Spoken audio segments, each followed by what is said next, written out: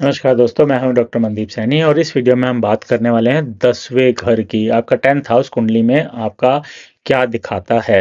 तो 10th house जो होता है वो होता है आपके करियर का, पब्लिक इमेज का, आपकी अथॉरिटी का, आपकी रेपुटेशन का और दुनिया आपको किस तरह से देखती है।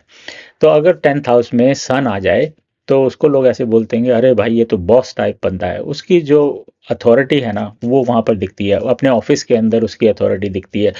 नाम और पोजीशन का भूखा होता है ऐसा बंदा, अगर उसके 10th हाउस में सन आ जाए।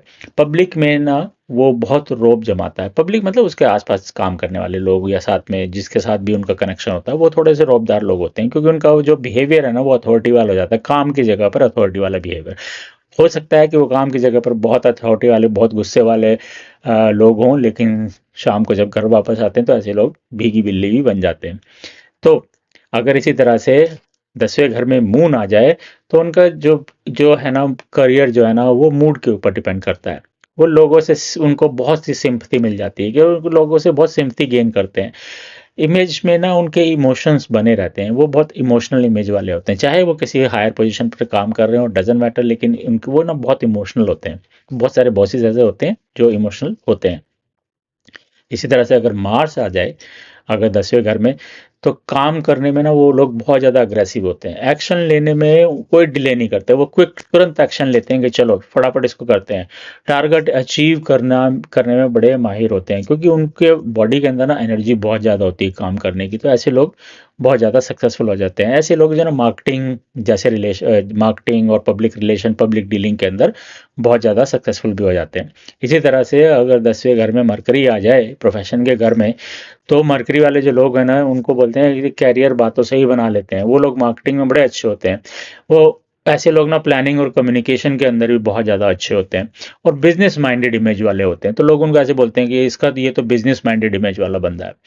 इसी तरह से अगर 10वें घर में जुपिटर आ जाए तो वो उनकी जो पोजीशन होती है ना बड़ी इज्जत वाली पोजीशन होती है। उनको बहुत लोग जो है ना बड़े बड़े प्यार से बड़ी इज्जत करते हैं उन लोगों की, कि खासकर ऑफिस के अंदर, खासकर बिजनेस के अंदर लोग गाइडेंस के लिए उनके पास बहुत ज़्यादा आते हैं। अगर आपकी कुंडली में जुपिटर है 10वें घर के अंदर तो आप देखेंगे कि आपके पास लोग गाइडेंस के लिए बहुत ज़्यादा आ रहे हैं।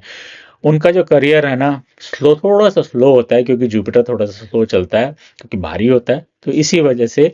पर सक्सेस उनको बहुत मिलती है लाइफ के अंदर, स्लो होगी लेकिन सक्सेस उनको मिलेगी। इसी तरह से अगर 10वें घर में वीनस आ जाए तो जो उनकी जो करियर है ना उसमें काम कम होता है लेकिन चार्म बहुत ज़्यादा होता है।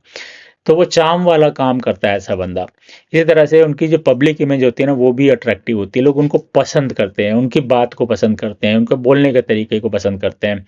तो अगर उनका वीनस 10वें घर में आ गया तो लोग उनको बहुत ज़्यादा, और उनकी जो करियर जो होता है ना वो कंफर्ट और लग्जरी वाला करियर वो ढूंढते हैं। उनके जो फील्ड होती है वो लग्जरी वाले के, यार आराम से बैठ के काम हो जाए, ऐसे ही कमरे में बैठा रहूँ और मैं अपना काम करता रहूँ, मुझे भाग दौड़ का काम नहीं चाहिए।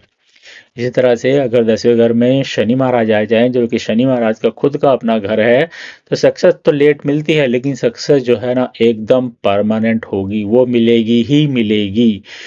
मेहनत का नाम, वो मेहनत करते हैं तो उनका नाम बनता है, उनको मेहनत करने पे ही नाम बनेगा।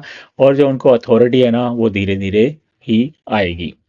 इसी तरह से अगर 10वें घर में के राहु महाराज आ जाए तो उनका जो है ना राइज एंड फॉल बहुत ज़्यादा सडन होता है। एकदम से ऊपर उठ जाएंगे, एकदम से नीचे आ जाएंगे। अनकन्वेंशनल प्रोफेशन होता है उनका, कुछ भी मतलब कोई ऐसा नहीं है कि एक सेट चीज़ उन्होंने करनी है। पब्लिक इमेज जो है ना कंट्रोवर्शियल हो सकती है, उनको उनके लाइफ के साथ में कंट्रोवर्सीज हो सकती हैं। अचानक से कुछ भी हो जाएगा और अचानक से सब कुछ चेंज भी हो जाएगा, अचानक से उनका प्रोफेशन भी चेंज हो जाएगा। इस तरह से अगर केतु महाराज आ जाएं 10वें घर के अंदर तो कैरियर से इमोशनल डिटैचमेंट होता है। वो जो है ना, या जो पसंद नहीं आ रही चेंज कर लेता हूँ, या ये बिजनेस में मज़ा नहीं आ रहा है इसको चेंज कर लेता हूँ।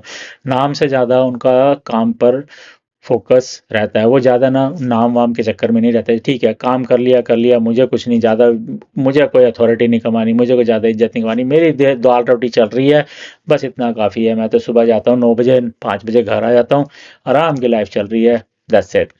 तो पब्लिक रिकॉग्निशन जो है ना वो ऐसे लोग बहुत कम पसंद करते हैं अगर केतु आ जाए। तो इसी तरह से अब ऐसा नहीं है कि अगर एक ही प्लैनेट आएगा, हो सकता है कि आपके 10वें घर में एक से ज़्यादा प्लैनेट आ जाए, तो उनका कॉम्बिनेशन देखेंगे। और अगर एक ही प्लैनेट है तो हम साथ में ट्राइन को भी देखेंगे कि ट्राइन में दूसरे कौन से प्लैनेट आ रहे हैं। और ये भी पॉसिबल है कि ट्राइन के साथ साथ हम उसकी 50% और 25% युति भी देखें। और वो इवेंट कब ट्रिगर होगा वो डिपेंड करेगा यात्रा के ऊपर। तो आप इसे मिलते हैं नई वीडियो में। Thank you very much. हम बात करेंगे 11वें घर की।